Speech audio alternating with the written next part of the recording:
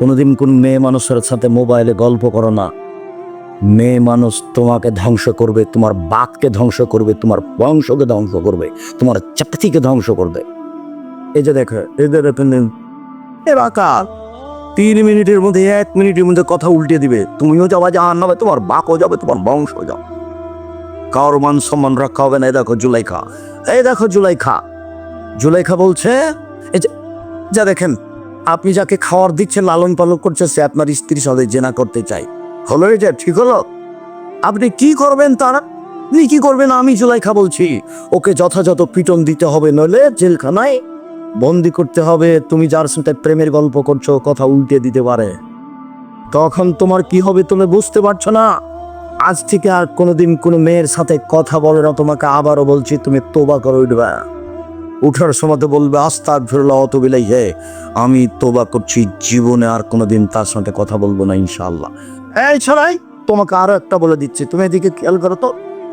আজকে এখানে তোবা করে উঠেছো, গিয়ে রাত্রে ঘুমাতে যাচ্ছ, মোবাইলটা লক করে দিয়েছ, দেখবা 2-1 মিনিট পরে ধীরে হাতটা মোবাইলে চলে গেল, লকটা খুলেছ, রিংও দিচ্ছ। এই সময়তে ভাব দিয়ে উঠে ল্যাপটা দূরে ফেলে দিবা। দূরে ফেলে দিয়ে একবারে ঘর থেকে বের হয়ে বলবা নাউজুবিল্লাহি মিন যালিক, শয়তান তোর মুখে লাথি মারি, নাউজুবিল্লাহি মিন যালিক, এই শয়তান তোর মুখে লাথি মারি।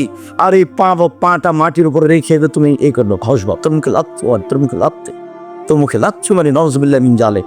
তুমি 2-1 মিনিট করো, দেখবা তুমি স্বাভাবিক হয়ে গেছো। সারা রাত আর তোমার কাছে আসবে না। তুমি যে তোবা করে গেছো, এই জন্য তোমার ঘরে খালি শয়তানি এমন ভাবে ভিড় লেগেছে, তুমি দেখলে অজ্ঞান হয়ে যেত। শয়তানের কাজ ইহুদির কাছে নেই। শয়তান জানে যে ইহুদি জাহান্নামে যাবে। শয়তানের কাজ খ্রিস্টানের কাছে নাই। শয়তান জানে যে খ্রিস্টান জান্নাতে যাবে। শয়তানের কাছে হিন্দুদের কাছে নাই। শয়তান জানে যে ওরা জাহান্নামে যাবে। স্কুল কলেজ থেকে শয়তান চলে এসেছে কেন? যুবক যুবতীর উরুরা এর উপরে মাথা দিয়ে বসে আছে। তখন শয়তান বলছে তাহলে আমি আর কি করবো, আমি তো এটা করাতাম, তো ওরাই যখন করছে তখন আমি যাই, তো এখন আমি যাবো কোথায়? যে বলেছে আর কোনোদিন প্রেমের গল্প করব না তোর সাথে, তোবা করছি, আমার কাজ ওখানে। তোকে আজকে রাত্রে ঠগাবোই ঠগাবো, তোকে আমি দেখে ছেড়ে দেবো। এই কথা তোমার সাথে বাজি লেগেছে ইবলিস। হ্যাঁ রাজা, তোর সাথে বাজি লেগেছে ইবলিস। এই ছেড়ে, তোমার সাথে বাজি লেগেছে ইবলিস। যখন ইবলিসকে আল্লাহ বলেন আদমকে সিজদা করলি না কেন, তখন ইবলিস বলছে আমি সিজদা করব মানে? আদম মাটির তৈরি, আমি আগুনের তৈরি, তাকে কেন সিজদা করব? তখন আল্লাহ বলছেন সর, সর এখান থেকে, সর, দূর হ। তখন ইবলিস বলছে হ্যাঁ দূর হয়ে যাব, তবে আমাকে একটা ক্ষমতা দিতে হবে। কি? আজীবন বেঁচে থাকবো। ঠিক আছে, দিলাম। আর একটা, আদমের ছেলে মেয়েকে দেখে ছেড়ে দেবো কিভাবে জান্নাতে যায়। আমি যাব জাহান্নামে আর ওরা যাবে জান্নাতে। আমি ওদের দেখে ছেড়ে দেবো কিভাবে জান্নাতে যায়। তাহলে কথোপকথন মুখামুখি কার সাথে হচ্ছে? আল্লাহর সাথে। কার? ইবলিসের।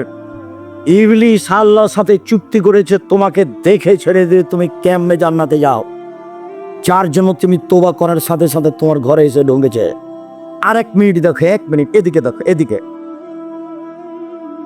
আদম জি ফল খাবেন না, যে বলেছেন ফল খাবেন না, তেমনি ইবলিস এসে বলছো আমি ভালো মানুষ, আপনি আমার কথা শোনেন, আমি উত্তম পরামর্শ দাদা, আমি ভালো মানুষ, আপনি আমার কথা শোনেন। তারপর আর নাই। হাওয়া কি করা যায়? হাওয়া কি করা যায়? তাহা বলছেন খাও না। তো যখন বলছে তো যেহেতু ভালো মানুষ, আবার চলে এসেছে আমি ভালো মানুষ, আমার কথা শোনেন, আল্লাহ আপনাকে জান্নাতে রাখবেন না, সেই জন্য এই কথা বলেছে। আপনি খান, জান্নাতে থাকবেন, আমি খুব ভালো মানুষ, আমি কল্যাণ কামনা করি, আপনার কল্যাণ কামনা করি। তারপর আর নেই। হাওয়া কি করা চাই? খান, বলছে তো ভালো।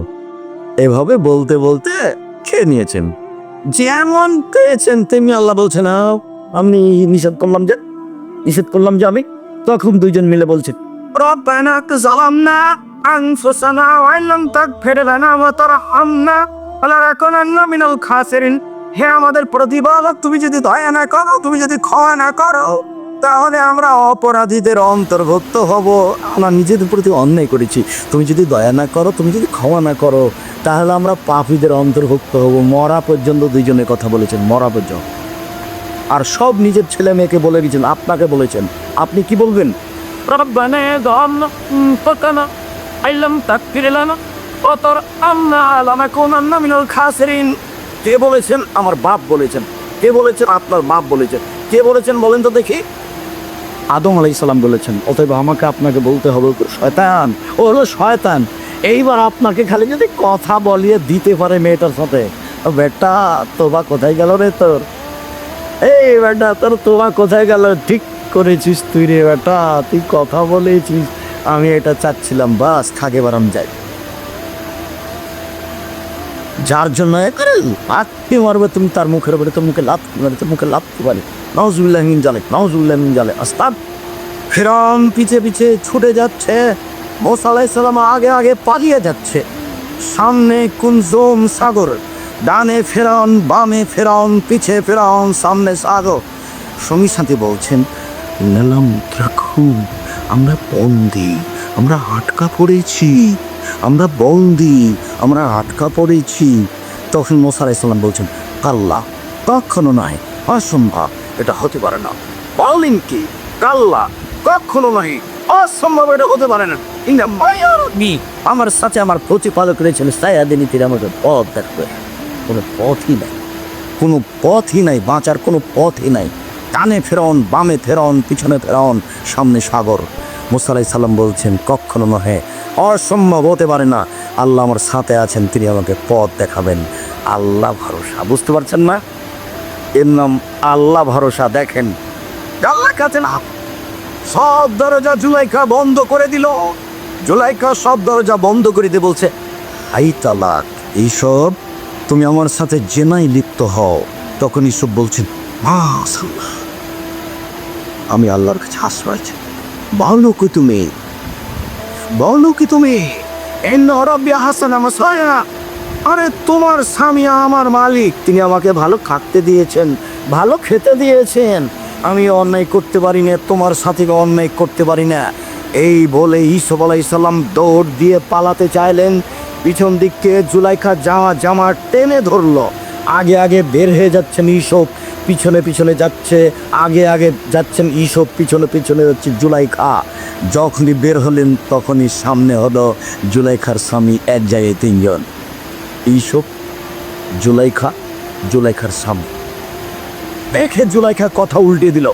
জুলাইখা বলল, এ দেখেন, এ দেখেন, এ দেখেন, যাকে আপনি লালন পালন করে, দেখেন তার চরিত্র কত খারাপ, সে আপনার স্ত্রীর সাথে অন্যায় করতে চাই, এর কি শাস্তি হতে পারে? আরে আপনি দেশের বাদশা, কি শাস্তি উল্লেখ করবেন? আমি জুলাইখা বলছি, ওকে যথাযথ পিটন দিতে হবে, নইলে জেলখানায় বন্দি করতে হবে। 12 বছর জেল হলো। 12 বছর পরে সরকারের পক্ষ থেকে লোক এসেছে, এইসব আপনাকে সরকার ডেকে পাঠিয়েছেন, আপনি বের হন জেল থেকে।